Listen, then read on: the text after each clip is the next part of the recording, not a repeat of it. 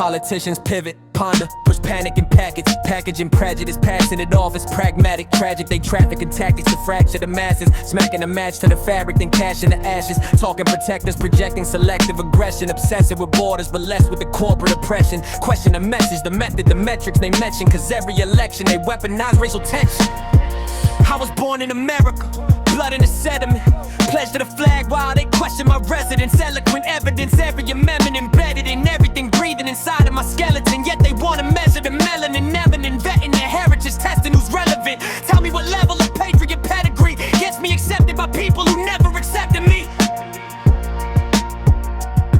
They love to labor the landscape and laying the layers. The painters, the pavers, the paving, the private estates, bruh. Favor the flavor, the tacos, tequila, the culture. But fold up to welcome the moment we step to the voter. Know the agenda, pretenders will render a regular worker, a permanent person, a peril, a problem to murder. Word to the working class, worth of a worker is worship until he acquires a voice and a vote that can hurt him. Mass deportation. Say it slow, hit a menace. Federal pressure, aggressive arrest and detention. Kicking in entrances, separating parents from infants. Wrapping it up in the rhetoric, national interest. Business as usual.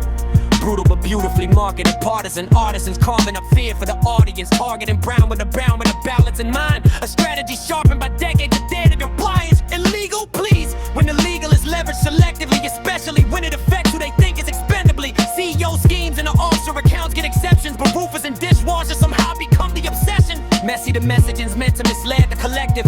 Redirect resentment from systems designed to extract it. Classic distraction, divide and distract from the fact that workers with unity ruin the rulers' advantages. Black and brown, broken, burdened, battling budgets while billionaires budget for bunkers and bundle deductions. Public discussion gets flooded with cultural rubbish, so nobody notices who's really running the numbers.